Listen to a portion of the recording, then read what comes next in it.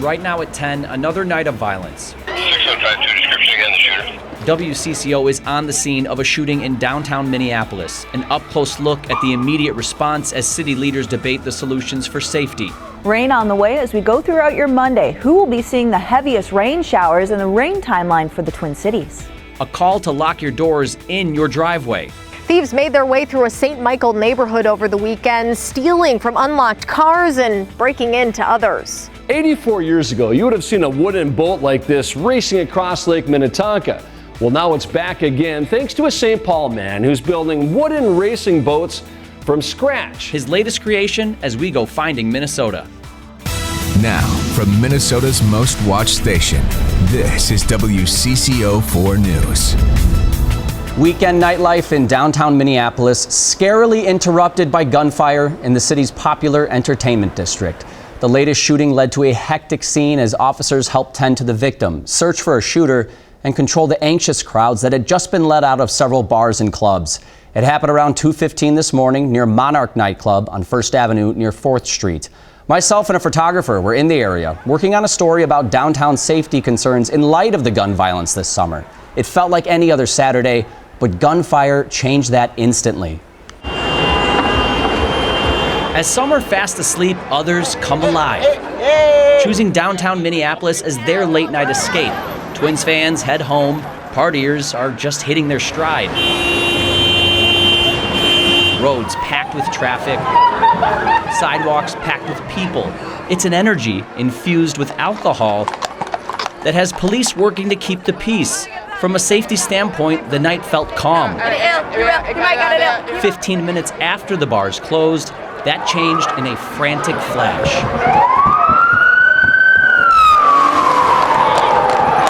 We was at Pizza Luce's and then we heard just a barrage of gunshots. Hey, get that out of here!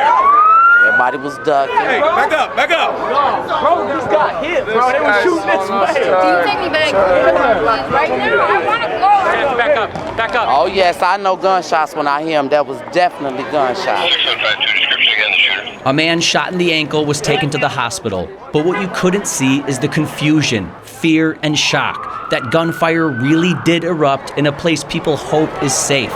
And the chaotic moments weren't done. Officers sprinted up the block, putting a man in cuffs, as others tried to control an at times unruly crowd. Before this, you need to get back. You're obstructing justice right now. You need to get back. A block minutes earlier filled with traffic and people. Now just police investigating a crime scene, bringing the Saturday night in this area to an abrupt and tense end. After the clubs is closed down here, it's very chaotic. So, anything could happen. We reached out to Mayor Jacob Fry about the shooting, and he gave us a statement saying, "People in Minneapolis are counting on us as city leaders to step up and take action. That means giving our police officers the support and staffing they need to advance police-community relations and effectively curb violent crime in all of our neighborhoods. While I remain committed to working with community and business leaders on new strategies for preventing crime, it is also clear that we can't continue to ask Chief Arredondo to do more with less." His desire to ensure people are safe is shared by city council members, but not all of them agree when it comes to increasing police staffing. We talked on the phone with Councilor Stephen Fletcher, whose ward encompasses this area of downtown. Probably had between 4 and 8 officers within half a block of where the shooting happened. So I'm not sure that if we'd had 10, that would have stopped it. At some point, we have to look at, what actually is going to get to the root cause. Bar owners we talked with earlier Saturday feel a lack of enforcement on some petty crimes like loitering allows people with bad intentions to push the limits of what they can do. They feel the environment in the entertainment district has worsened. Fletcher disagrees. It's very easy to accept a narrative that says violence is up a little bit from last year, and so we're going to portray this as really dangerous, and we're going to create a negative cycle where then people don't want to come downtown. And the truth of the matter is, crime is trending down. Minneapolis is getting safer and safer. Last month, Minneapolis police told us that although crime does pick up in the summer months, the city is coming off a 30-year low of violent crime. Even so, Chief Madera Arredondo is asking that more officers can join the force. A manhunt in Tennessee is over after an escaped inmate was caught on camera. Curtis Ray Watson had been missing since Wednesday. He gave guards the slip while he was mowing the prison lawn, vanishing on a tractor that wasn't reported missing for an hour. In that time, he reportedly sexually assaulted and strangled prison administrator Deborah Johnson. It hurts. It's traumatic. It's gut-wrenching. The hunt for Watson ended today. He was spotted on somebody's home surveillance video rifling through a refrigerator on a property not far from the prison. Watson has been serving a 15-year sentence for aggravated kidnapping. He had a previous conviction of aggravated child abuse. 5 children are dead after a house fire in Pennsylvania.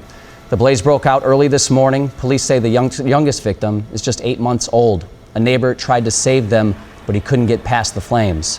Got low. I tried to go inside. I made it to the open living room and I couldn't go any farther. The home is listed with the city as a daycare. It's unclear if any of the victims were staying there temporarily. A woman who lives in the house was taken to the hospital with injuries. Investigators are trying to find out the cause of the fire. A Twin Cities business owner says she is feeling a little unsettled after someone broke into her store. The burglary was caught on camera. A man broke through the glass on the front door of Flowerama in St. Paul around 3:30 yesterday morning. The surveillance video clearly shows his face. The owner of the store says it's scary, but she's thankful for all of the support. A little terrifying. We had a great community support yesterday from the glass repairman to another business in Rosemount that helped us out, and we feel better about it today. But when something like that happens, it leaves you a little apprehensive. St. Paul police tell us no arrests have been made. Some drivers in the far northwest metro woke up to an unwelcome sight this weekend. The Wright County Sheriff's Office is investigating a string of vehicle break-ins in the city of St. Michael. Neighbors tell us they think at least 20 cars were broken into. Our Aaron Hassanzadeh shows us what the thieves left behind. Come on, a small community like this, you know, what the heck's going on? Drive by Daniel Snyder's house in St. Michael, and you'll notice a new addition to his front yard. I was irritated. This sign sends a simple message. If it's not yours, leave it alone. First thing I noticed, the seats were down. Someone ransacked Snyder's car early Saturday morning. And then I looked at the glove box, and that was spread all open. There was nothing taken. I think they were looking for change. After the initial shock, he realized I'm not the only one that got broken into. Since Friday, Wright County deputies have responded to at least 14 reports of cases like this in the city of St. Michael. A couple streets over, neighbors here tell us that the thieves took a GPS, a stereo system, and a toolbox out of unlocked cars. Another neighbor had his wallet stolen. Noticed a slit in the tonneau cover. Assume that's what they were peeking in to see what I had for valuables inside, which I had nothing. Kurt Shalene doesn't live far from Daniel Snyder. That's annoying. This is probably that $250, $300 range to replace that. According to neighbors, the thieves mostly went into unlocked cars, but they broke in and took a wallet and backpack from this one. If anybody walks up to the house, the lights will shine. Snyder plans to install security cameras and already bought new floodlights to keep the thieves away. I spent $100 on lights.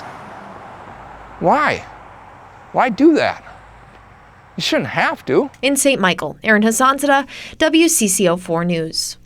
The Wright County Sheriff's Office wants to remind people to lock up their valuables. They also ask anyone with information related to these crimes to contact them.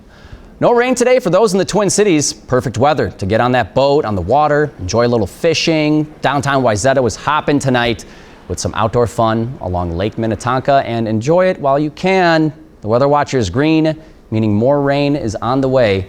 Lisa Meadows has tracking our forecast, a little on and off sunshine and maybe some storms coming up. Oh, green weather watcher. Here we go again. Exactly. We're going to continue to track that rain chance. Now for the Twin Cities, I think the good thing is that we're going to notice this as we head into tomorrow evening more so. So it may not be an all-day deal actually for everyone. 74. Current temperature here in Minneapolis, 66. Your dew point, they're kind of close, which means, yes, we're going to be dealing with some fog as we head into tonight probably. Hour by hour forecast takes the numbers into the 70s. 70s. Now, there's a very small window for rain in the late morning hours here in the Twin Cities, but overall, I think we're really waiting till the afternoon, evening before we really start to pull in those rain, but also thunderstorm chances. So we'll take a look at that rain timeline, especially here in the Twin Cities. A couple of severe storm chances still thrown in there for the next couple of days. Not a great chance, but of course, you know, it's toward the end of August. We have a lot of outdoor activities going on here, so definitely want to highlight those in a bit. Okay, thank you, Lisa. A moment of silence was held overnight in Dayton, Ohio, in the same district where gunmen opened fire a week ago. The streets are covered in memorials remembering the 9 lives taken during the late-night attack. Calls for stricter gun control continue across the country. Here in the Twin Cities, a group came together today to pray for peace.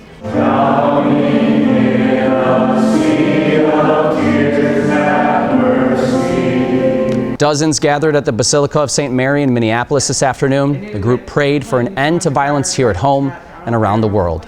Still ahead, a candy shop collision. How a car ended up smashing through the front of Minnesota's largest candy store. But first, a passion for restoring vintage boats. Everybody's just trying to go bigger and go faster. The St. Paul builder keeping tradition afloat. They just have character to them. You can tell there's a soul in it. As we go finding Minnesota next.